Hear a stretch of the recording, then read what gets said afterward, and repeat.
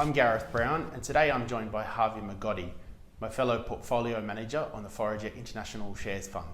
Welcome, Harvey. Hey, Gareth. Hi, everyone. We're here today to talk everything COVID-19 related in the UK, the impact of the reopening and its effect on some of the stocks in our portfolio. First, I'll give you some statistics.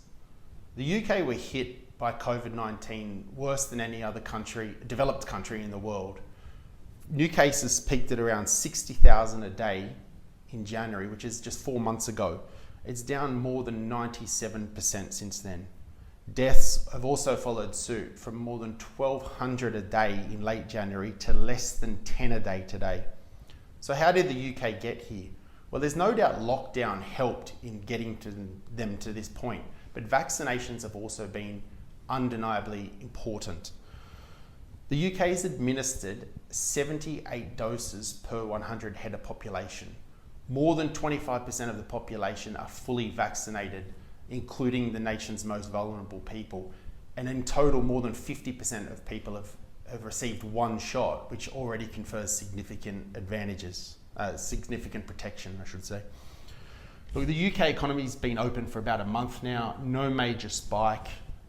We've also seen data out of Israel, which has shown, which is another country that's had a very high vaccination rate, and they've been reopened for a little bit longer. No major spike. Effectively, the disease is going away. How is that playing out in the numbers? Yeah, I mean, we can clearly see from all the photos in the pubs of people going out and enjoying their lives again. The reopening has been met with a lot of enthusiasm from people that have been locked down for a long time. But the economic data has been really strong as well. You can see that house prices are up 10% year on year, finally, after many years of kind of being dampened. And Harvey owns a property over there, by the way. And the overall macro data has also been strong. You're starting to see it reflected in the share prices as well, obviously, but there is potential here to surprise to the upside, and I think certain people are certainly not positioned fully yet. So maybe let's move on to stocks. We mentioned several positions in the April monthly report, including some that will be new to our investors.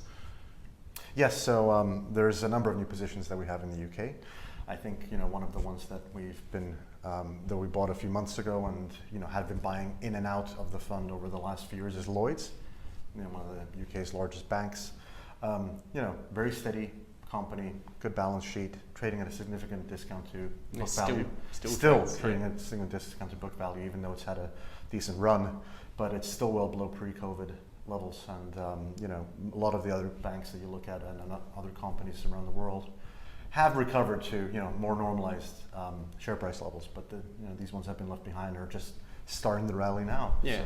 So I think some of those tailwinds are helping us with Motorpoint as well, which is one of our top 10 positions. It's a car dealership in the UK, one of the largest used car dealerships networks in the UK, and in my opinion, clearly the best. It generates really impressive returns on capital, and going forward, we are going to be making profitability out of that business. They'll be able to reinvest at high rates of return while returning capital to shareholders. And what about something at the pointier end? I know there's a couple in the portfolio, one that we've talked about in the latest letter. Yeah. No, so a few months ago we bought something called Card Factory, and it might sound obvious, but they sell greeting cards.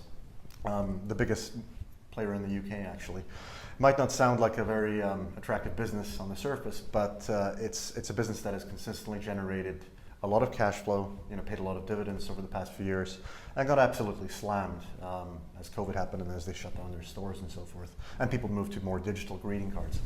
So it's been really interesting because the stock is still well below its previous price levels and still trading at very, very attractive multiples on a normalized earnings basis. And a fair probability of some boom years here. We've got a lot of weddings that didn't happen and catch-up birthday parties over the next few years. Yeah, I can just imagine that the next few months are going to be really good for them, and things could recover much quicker than people expect. So it's a decent-sized position for us. It's moved up pretty nicely already, but we see a lot more upside there. It's been a long year, and the UK has suffered more than most. But the vaccination program is working, and the UK will be one of the first major economies to emerge out the other side. That, combined with some of the cheapest stocks in the developed world, we think is a potent mix for future returns. Thank you for joining us. Please.